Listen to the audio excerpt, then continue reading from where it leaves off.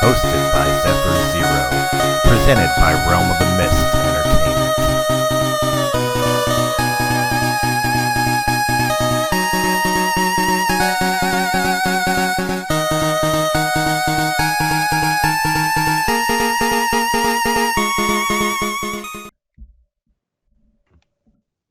Hello, citizens of Realm. Welcome back yet again to another Press A Gaming podcast. I'm your host, Zephyr, and tonight I am joined by Anvil. The all-consuming flame of gluttony. I love that you use that as your title for the podcast.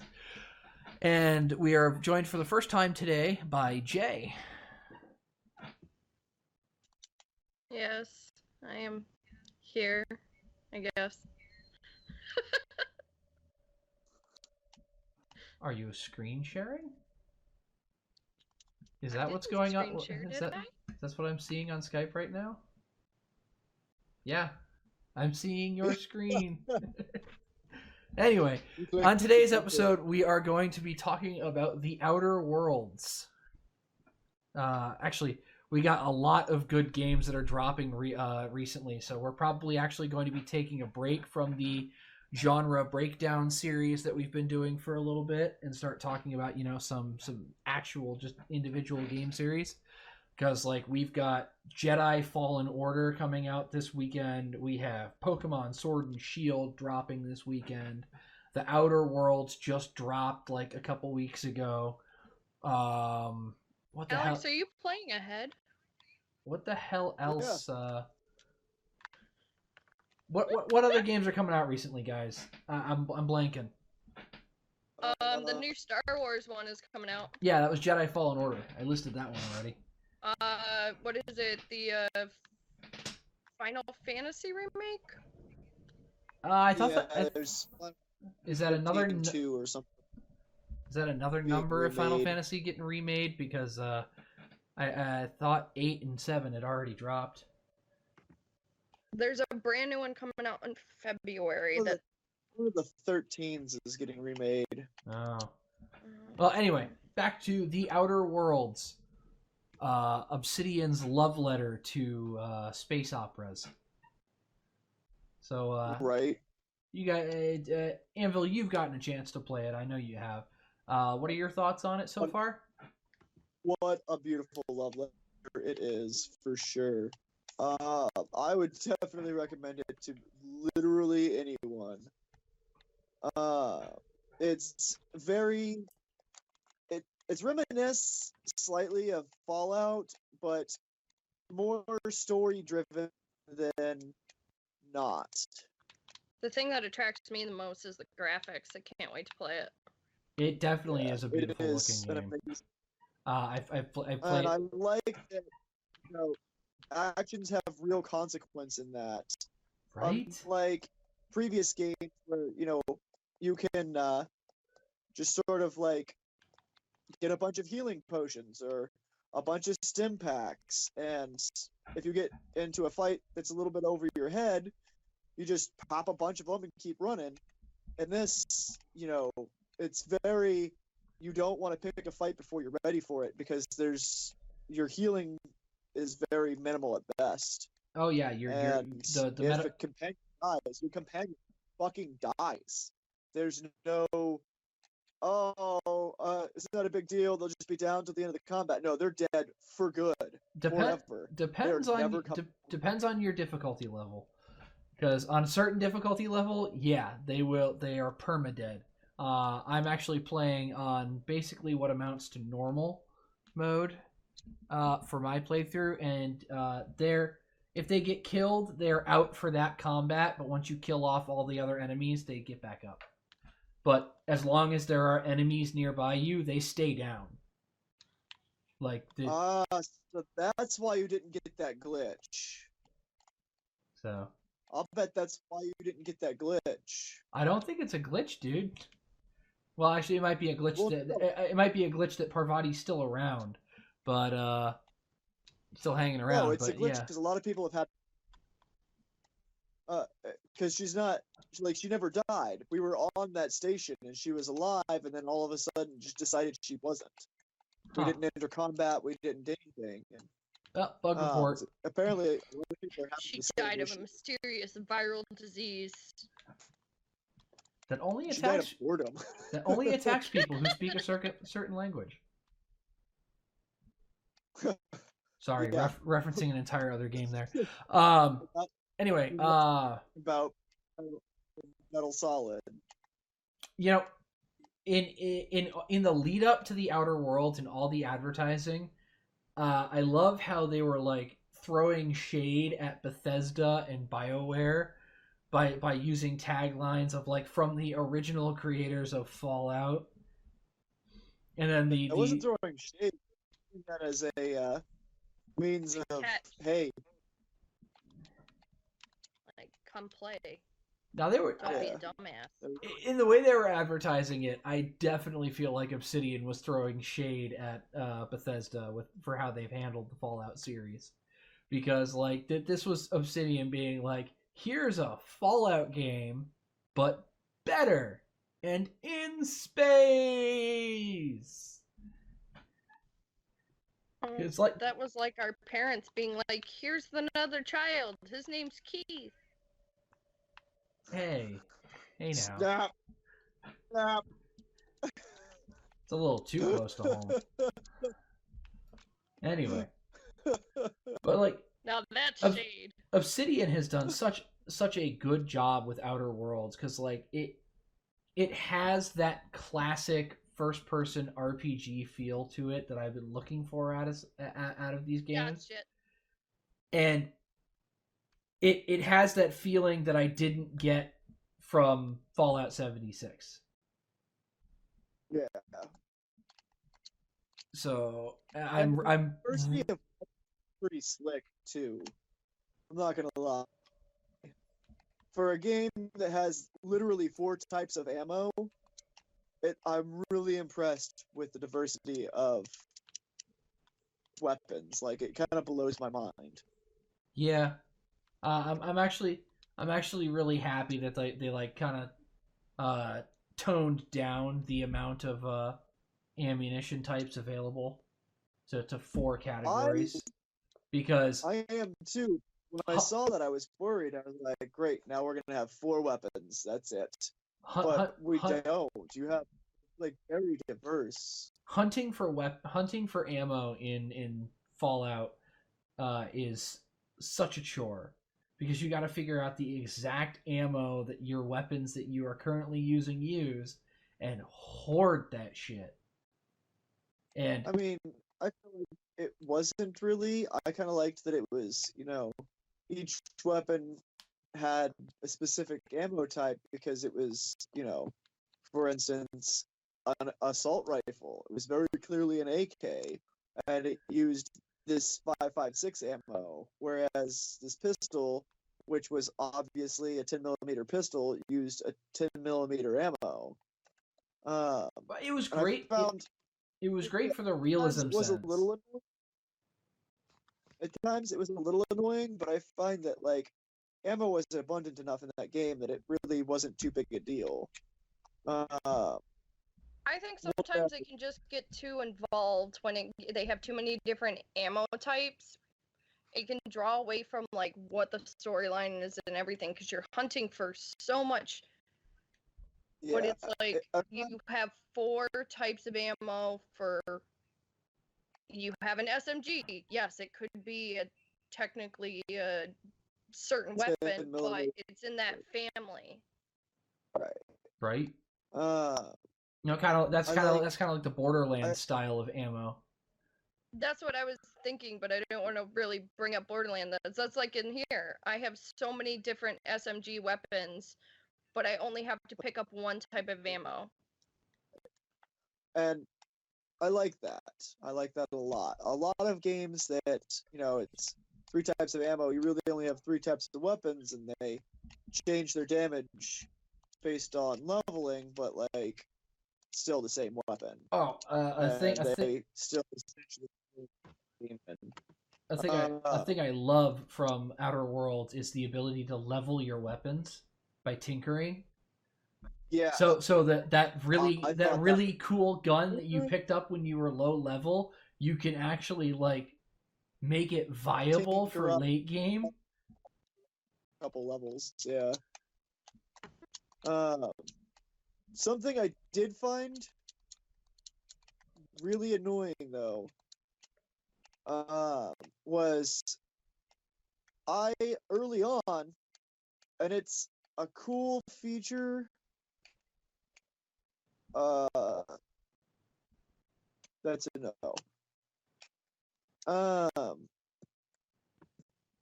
One thing I found really annoying was early on when it announced the what are they called? The anti-perks.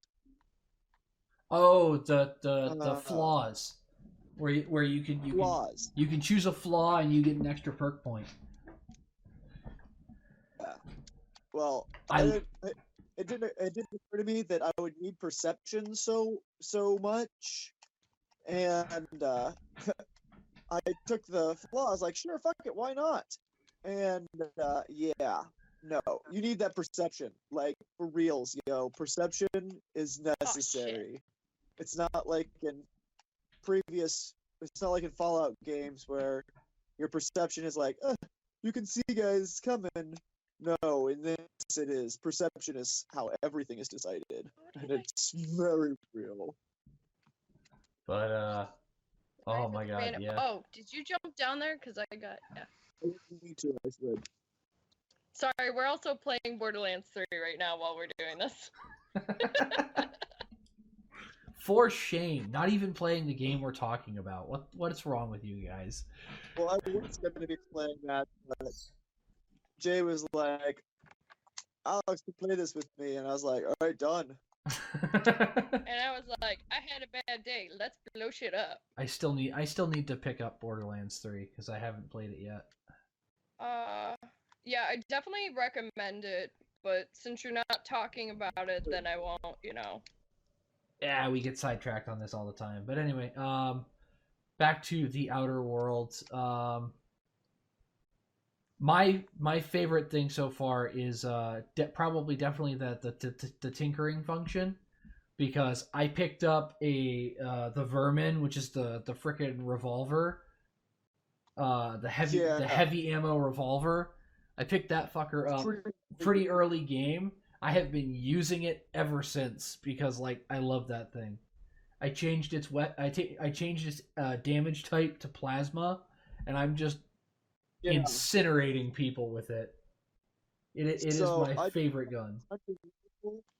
Early game, and used it to snipe people for like ever, and we found it maximum useful. I picked up the unique Deadeye assault rifle. It's called the Pink Slip. And it, oh my god, it does so much damage.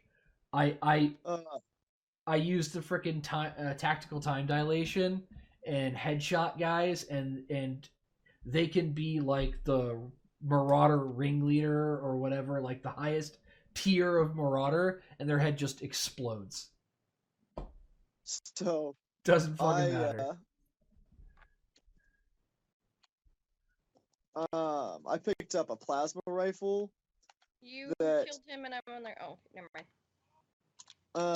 I picked up a plasma rifle that was like standard, but the damage on it was ridiculous. And what?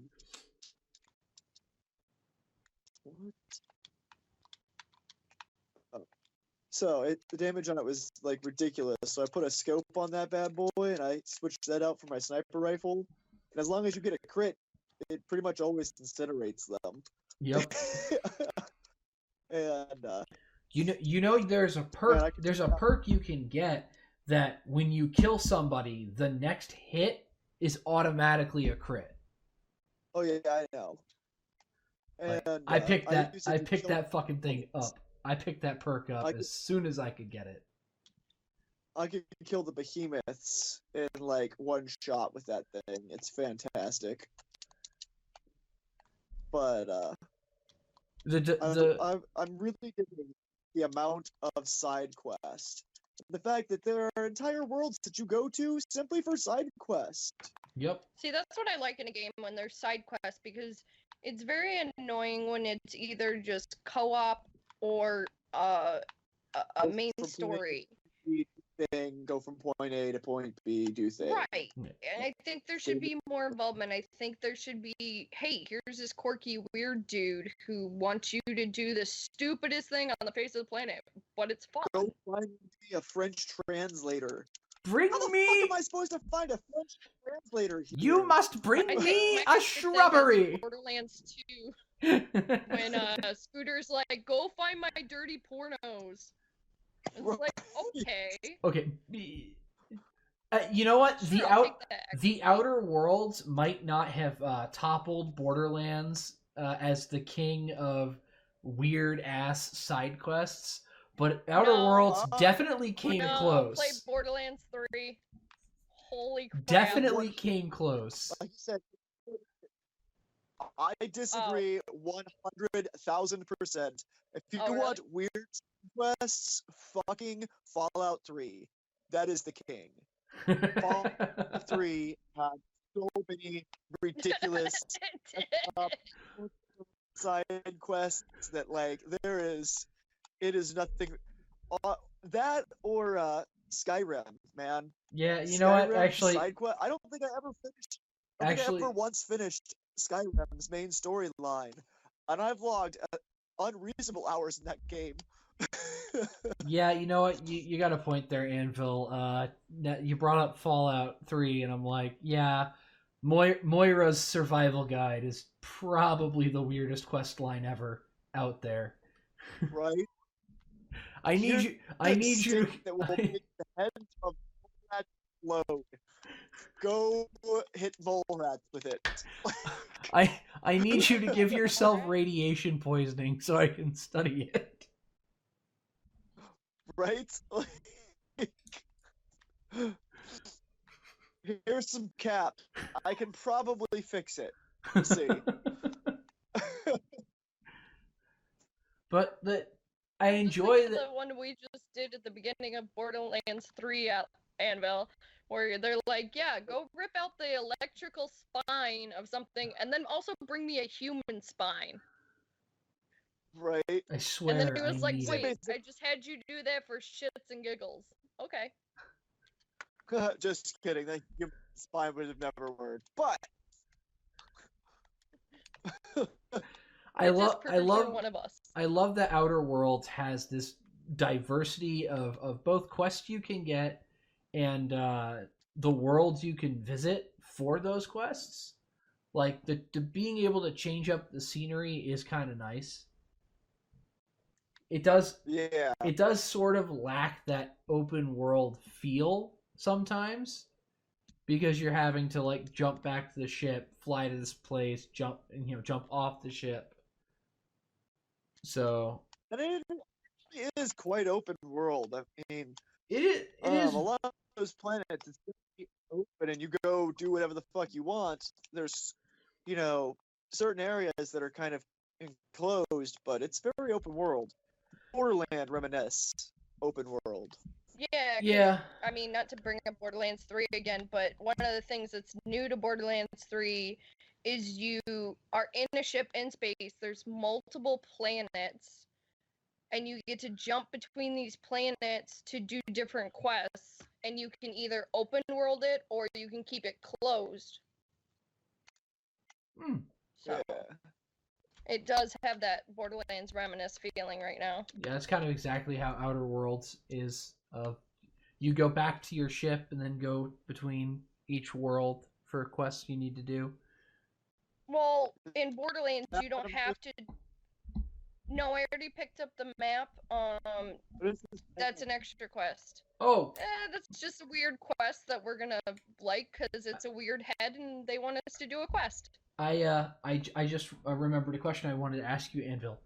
in your playthrough of the Outer Worlds so far, have you done anything to piss off a faction so much that you are shoot on sight with that faction?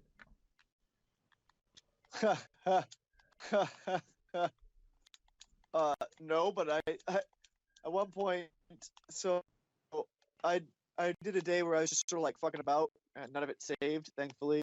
But I went straight to the that first town and shot the guy in charge in the face, and it put me in the that corporation's books as needs supervision.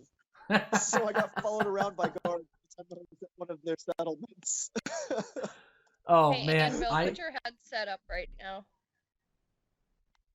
Because you're talking through the TV, through my computer, and bouncing back. Muted my mic, heard. Anyway, I managed to piss off Edgewater as Spacer's Choice so bad that I am shoot on sight with any Spacer's Choice employees. Well, you've managed to piss people off your whole life. You really think a video game's going to be different? I mean, I wasn't expecting like with one decision. I made one singular decision, and I am 100% negative reaction from this. Oh, you didn't do all the side quests there yet, and you sent all the electricity to what's it called, right? Yeah, I diverted it away from Edgewater. They were so mad. I think that's one of the reasons I'm so interested in the game is there is consequence. Right? Like I looked into that. I'm in the middle. But I'd already done all the side quests. All it did was switch me to a little bit negative. Well, if you have positive built up, it kind of balances out the negative. Right. So, like, because I have another faction that I am had a lot of positive built up with them, and then I got some negative built up through no fault of my own. Oh sure. It wasn't my fault. I simply say that a lot. The only thing I did was I did a side quest for another faction that these two factions are apparently at odds, and because I did that side quest for that other faction, I pissed off the Iconoclasts, which was the faction that has some negative toward me, and they started attacking me during that quest line, so I had to fight back. And it was like 4% negative reputation with them every person I killed. So I killed like 10 people. So I've got like 40% negative against the Iconoclast. And it's like, I didn't choose this. You fuckers attacked me. This could have been fine. We could have both gone on our merry way, but you assholes attacked me. So, Keith, did you figure out a way to make everybody happy with Edgewater? No, I didn't. I did. The trick was convincing the people at the leader of the people at the greenhouse, to go be in charge of Edgewater and convincing the jackass to leave. Which was not as difficult as you might think. Well, I'll have to try that. I'll have to try that again when I do another playthrough, because, like, this is Zephyr we're talking about, though. Big props to Obsidian for how they put Outer Worlds together. But from the very first mission, instant replayability. Oh yeah. Because 100%. like your choices from the start of the game matter. And they matter further out than you think too. And not just in the mission, what you did on the first mission, like it changes how people react to you and what happens to you. later on down the game. The reputation system is fucking amazing. It adds a whole new layer of replayability to the game that just having the being able to change up your stat distribution when you make a new character changes the game. Because Fast traveling. Sure, Fallout and other RPGs have that. You can rearrange your stats when you start a new game, and that kind of affects how your playstyle is. But adding that capability of the decisions that you make affecting the storyline as it goes down, instant replayability value, because you could go through and be the paragon, or you could go and be the asshole, or you could just take the kind of middle road and just, I feel like making this decision today. Whereas with Outer Worlds, it's not so much paragon, asshole. It's very much each group that you interact with, you have your paragon and asshole status. Exactly. So, like, unless you're like Zephyr and interact with a tribe that's pissed off at another tribe, and then but now everyone hates you. That's the thing. My reputation with another faction affected how the faction treated me. Yes, but that being said, some of them, some factions, specifically being liked by one faction will make you be hated by the other. However, in some places, it's completely unrelated. Like, you're liked by this faction, and you're liked by this faction, and that's okay. So it's very, I don't know. It's very complex, and I like it a lot, honestly. I love the employee. I know what I'm buying tonight. I think do you have Xbox Game Pass? No, I've been kind of avoiding it, but I'm thinking I'm gonna just do it. Yeah, get it. Totally. Right now, not to like boast about Xbox, but right now it's 3 months for $1. Shameless plug. If you get one game, you've already saved money. Shameless plug for the audience. Outer Worlds is free with Xbox Game Pass right now. Yeah. Get it as soon as you can. It alone makes Game Pass worth it, in my opinion. Not to mention the countless other games on Game Pass. Some of them good, some of them not. But, like, it's worth it. Mm-hmm. That game alone. There's one game on Game Pass that you play, if you play, let's say, one game for 5 months, you've already made it worth it. Mm-hmm. You've already saved money.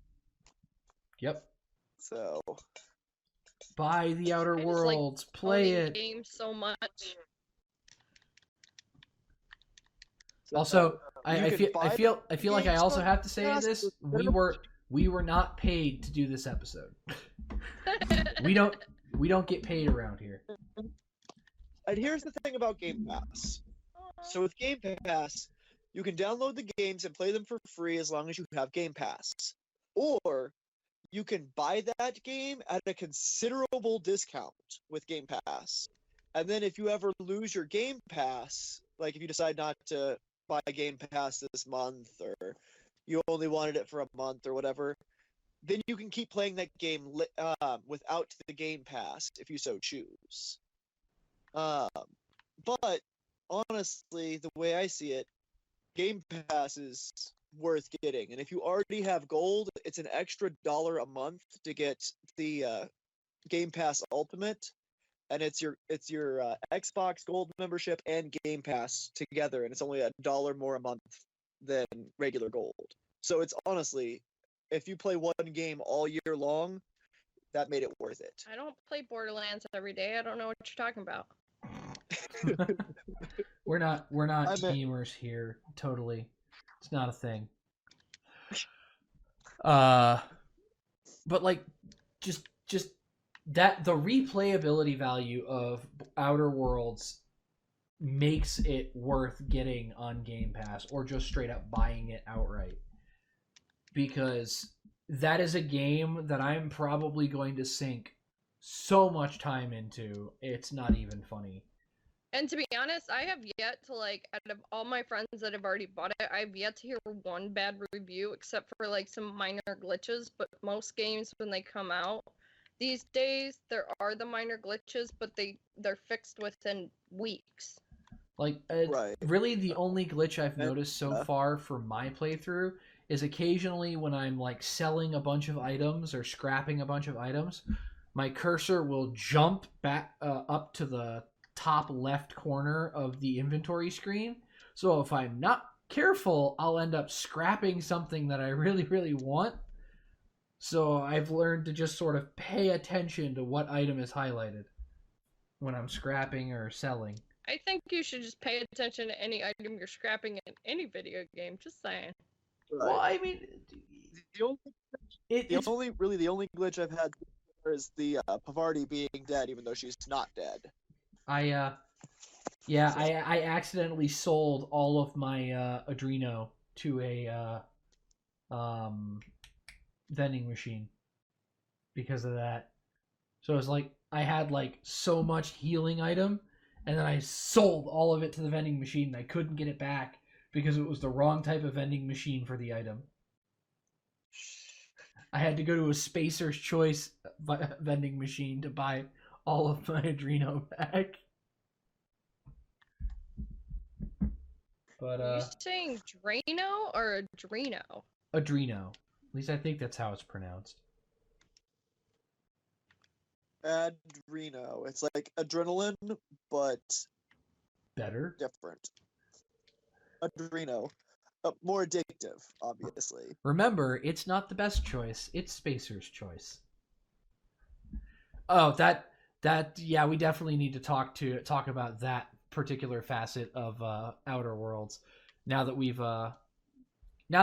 kind of given everybody the lowdown of why it's a good game and why they should get it, we are now entering the spoiler territory of the Outer Worlds review episode. So if you don't want to be spoiled for any events or anything that happens in the game later on, stop listening now. Suck it up. Suck it up. Or keep Or you're listening. gonna lose viewers. Anyway, basically, the whole world of Outer Worlds is this colony out in space that's many different colonized planets and space stations that are all owned and run by corporations. It is that are all subsects of the same corporation, mind you. It is like the penultimate capitalist hellscape. Truth. Totally not social commentary or anything. And if you've ever heard the song 16 Tons, like that kind of corporation. Like everything they do goes to the company because they owe the company store so much money that their families will be basically stuck working for this company and buying all their stuff because they're only allowed to buy stuff from that company. So they keep going further into debt with that company and basically forces them into being slaves. Oh my god. The commercialism in the game itself is so bad that I have already decided that in this particular playthrough, I am going to do everything in my power to piss off every corporation. Like there's only one corporation that I have allied myself with, and it's the Monarch Stellar Industries, because they plan on taking everything down from the inside. And Sanjay actually seems to care about his people. Right. I'm not super pissed off about the Iconoclasts being pissed off at me, because like their leader was a dumbass. Like, oh my god. I felt so bad for Zora having to put up with his bullshit. He was so dumb. Yes, we need the roller. We need the rollers and high capacity data tapes so that we can make all of the anti-corporation propaganda, and Zora's over here going, food? Supplies? Hello?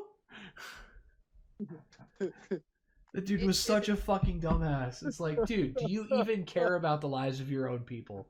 Why are you the one in charge? I think my favorite thing about video games is their taglines and the stupid decisions they make that you're like, wait, what? Oh, the Outer Worlds has no shortage of stupid taglines. Like the it's not the best choice, it's Spacer's choice. That is literally the tagline of the Spacer's Choice company. Sounds like a tagline from Borderlands. Like Right. all Like of torch the guns. all of the slogans for all of these companies are like somebody in the actual advertising business would take a look at these slogans and be like, Jesus fucking Christ, were you on crack when you decided that this was the slogan for your company? Because that's not exactly selling your company to everybody. You know, the fucking Spacer's Choice slogan. It's not the best choice. It's Spacer's Choice. Like, Well, okay, like way Dr. to straight up admit that your stuff is cheap and low quality. Well, Dr. Zed in Borderlands, when you sell your guns, he's like, it's not organs, but it'll work. Like, okay. Like, Or my favorite one is, I pulled one of those out of a dead guy once. Like, thank you for letting me know my shield has been used for propulsion. Hyperion Industries has better PR than the freaking corporations in Outer Worlds. Or even Torg, he's like, use my weapons or I'll kill you. It's like, okay, I'll do it. If you buy from anyone else, I'll have you killed. Fucking Marcus. There's a bullet with your name on it. Oh, that sounded wrong. Oh, man. But there's the We trick. definitely need to There's talk the about trick. this If next you Borderlands game there's next the time. trick. If you buy the bullet with your name on it, nobody can use it against you.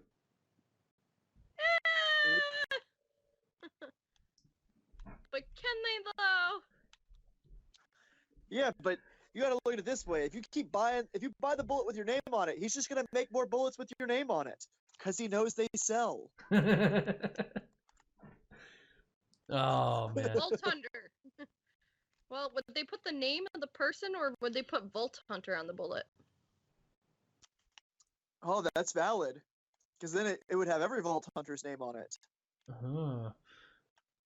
But, yeah, if anybody who's a fan of Borderlands, I highly recommend the Outer Worlds too, because it is very similar, in a very similar vein.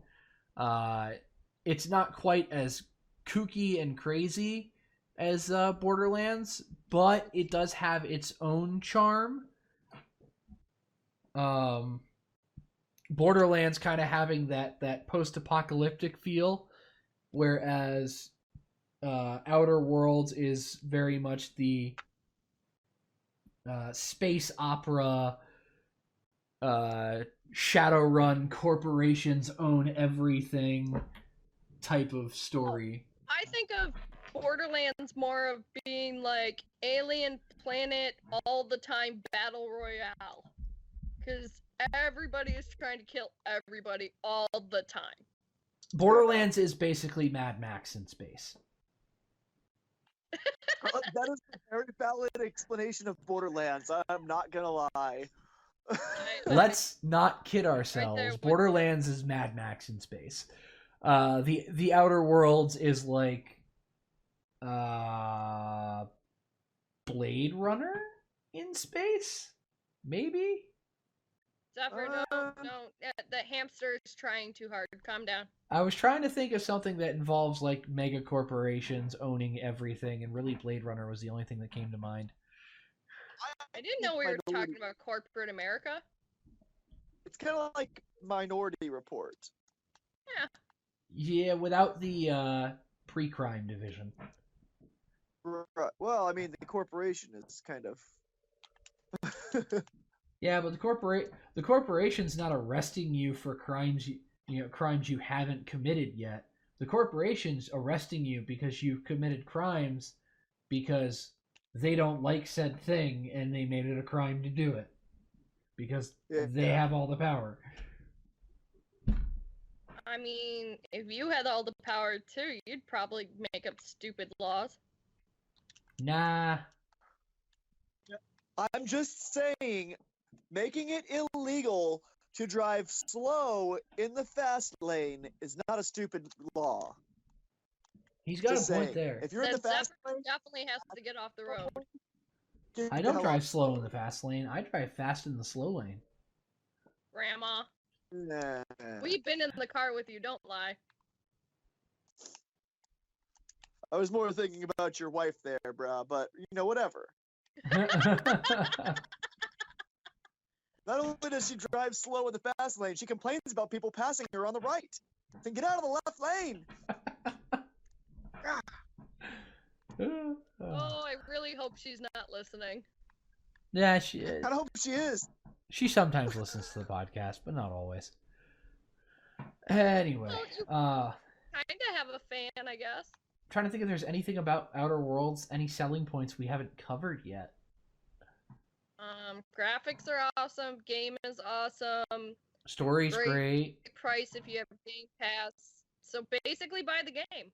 Yeah, if I can get it, it's awesome.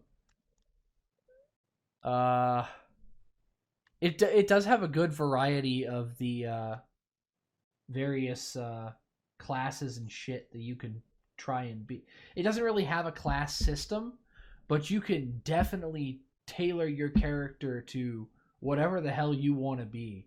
You want to be the smart-ass engineer that is constantly correcting everybody on their science. Yeah, you can do that. Just pump all your skill points into engineering and shit. Give yourself a high intelligence. That's not your category. Stop. They've even got a. I'm sorry. They've even I'm got just having fun. They've even got a freaking techno scythe. Like Yeah.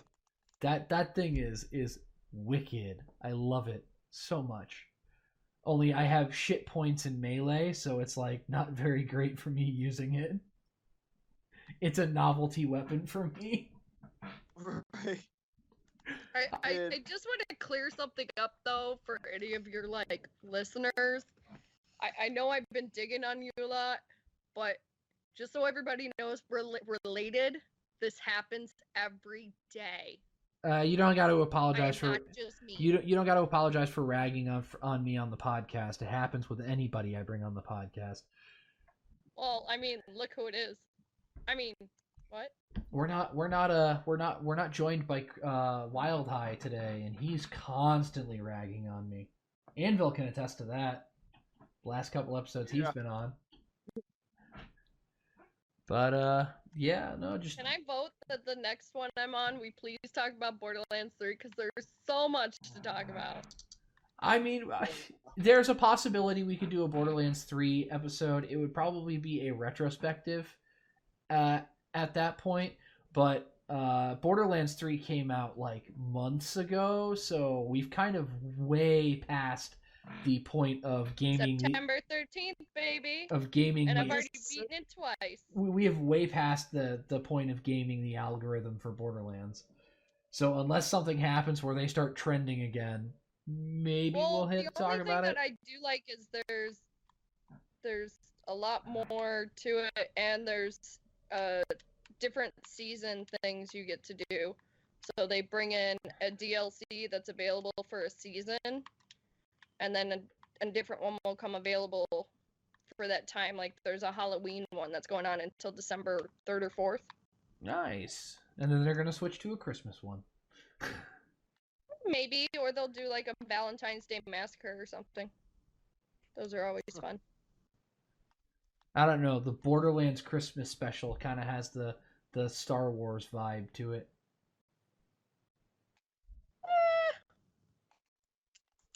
What kind of head did you just put on yourself? The best kind. You just noticed that. You're running around with Marcus's head on your face? Nice. Oh, speaking of heads, very early on in the Outer Worlds, the frickin' Moon Spacer's Choice Moon Man helmet is available for purchase for quite cheap. Or steal. You can steal them too. You can steal them as well. But it has a shit armor rating. I gave it to one of my companions. I gave it to the priest. Gave it to the priest? What is wrong? I haven't looked up what companions you can get so far because I have The priest is fun. I have If you do it right. I have Parvati, I have Nyoka, I have Felix, and I have Sam. And your mom. What? Because as soon as I found the robot in the hold of the ship, I repaired him immediately. Yeah, I don't remember all of the names, but I have the robot, I have the doctor, I have the engineer, I have the street thug, I have the priest. I feel like there was another one. It's like Firefly the game. And I'm concerned. Because I'm almost out of rooms, and I feel like I just barely started the game. So I'm afraid that there's a limit on how many companions you can have, and you have to let a companion go to get a new one after that. There's a limit. You can only I know that much. You can only have the 6 slots you have on that screen, and if you want a new companion afterward, you have to fire one of the old ones. Anvil can't have a Harlem now. Harem. Whatever. Or Fuck. Yeah, I don't know words. Shut up. Anvil always has a harem, so that's actually probably going to be a first for him. Harlem is a city. Harem is what you want. They also are globetrotters. Well, they were from this. Harlem. They were from the and Harlem. Well, Harlem is in New York. Harlem's a district, not a city. Technically, yeah. It's a neighborhood. It's a district. It's a neighborhood. I'm from the Bronx. I'm from Harlem, man. I'm hard. I don't know. Harlem, stop it. You ain't from New York City. You from Rochester. No, I'm not. I'm from Virginia Beach. Let's face it. You're both from Texas. No. No. You can take the boy. You can take the boy out of Texas. You can't take the Texas out of the boy. Unfortunately. We were there for like 6 months. This doesn't count. I was there for longer than 6 months. Cumulative. We were there for a year and No, I'm talking cumulative. There was when we lived there with Dad, and then there was basic training in tech school. I was there for longer than a year cumulative. not count as being from Texas. Every Texan listening to this is gonna be like, "Bring that guy at the stake." I'm pretty sure most Texans are, if you want to claim to be a Texan and you've lived in Texas at some point in your life, you're allowed to call yourself a Texan. But don't quote me on that. Friends, that's not. I am by no means. I am by no means the authority on what makes a Texan a Texan. Well, they just have to be worse than Oklahoma. Oh, the Okie throwing shades. Just saying. Okie's Oakland, just saying. Okie is a term for people from Oklahoma as well. I have no clue. I'm just running around this site, being stupid, so I'm not even... I thought that was the point of Borderlands. Just say Okies are from It's kind of the point of wrong. Outer Worlds too. Well, I'm waiting for Alex to be ready to go to the next mission, so. You'll be waiting in that in-game lobby for quite a while. Dude, he wants to battle every person we passed, even if we've already defeated them. And it's like, we're on our way to a mission, can you wait? But I gotta kill these guys! It's like, dude, we will have plenty to... But I gotta kill... We're never gonna finish this game. He has... I like to take my sweet time. He has to kill everything. He has to search every square inch of the room to make sure there's no items that he missed. But the thing is, if you fight for too long, they're gonna respawn again, and then he will pick up every item conceivable and he comes across, whether or not it makes him over encumbered, and then he will walk his happy little ass to a place where he can either sell it off, dump it, or store it. He takes like 30 minutes just to sell stuff. Hey, he is just jelly. He is fucking thorough. Like there was a reason he was so fucking good at Fallout 76, because he hoarded everything and he didn't give a fuck about not being able to fast travel. I was really annoyed at Fallout 76 for the fact that my camp could only hold so much weight. That was really your only limitation for Fallout 76, the way you play, was the fact that your storage was so small.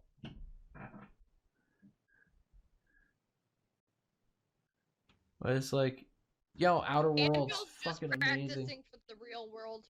He's practicing.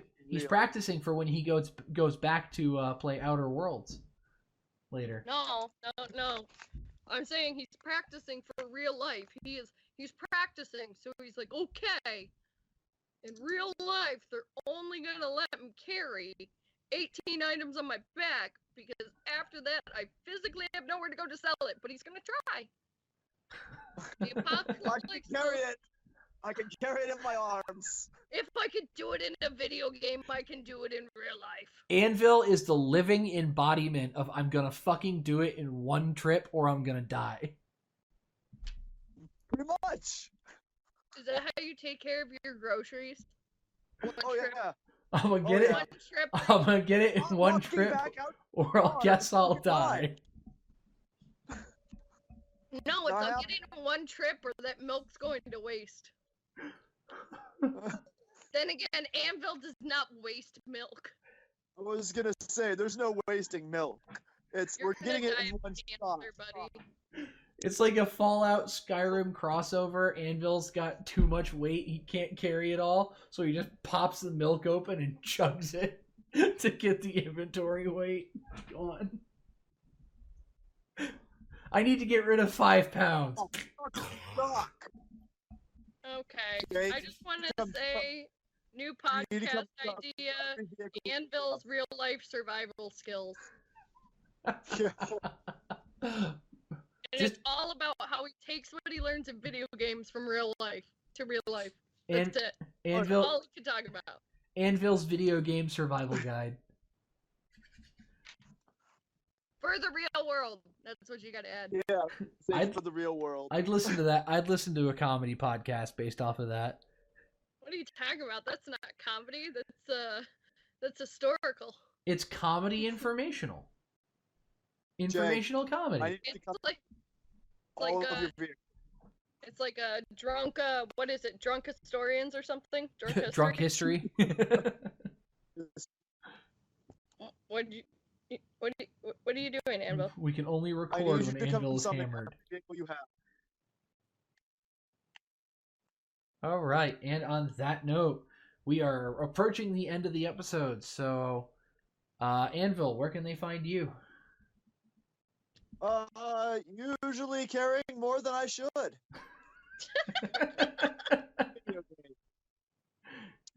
Or you can find me at most DAG events, usually sitting next to a fire.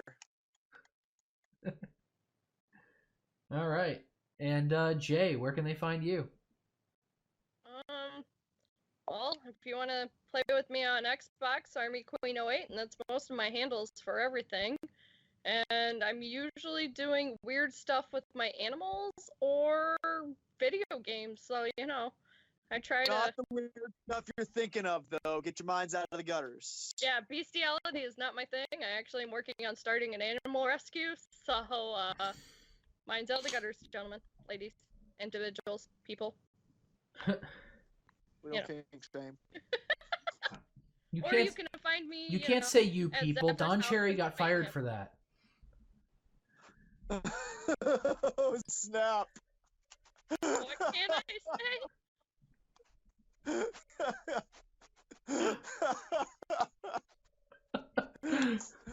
Can't say you people. We'll cover it at the end of the episode. And as always, I'm your host, Zephyr Zero. This has been our latest episode of Press A Gaming. And remember to press A for more great gaming content. We'll see you next time.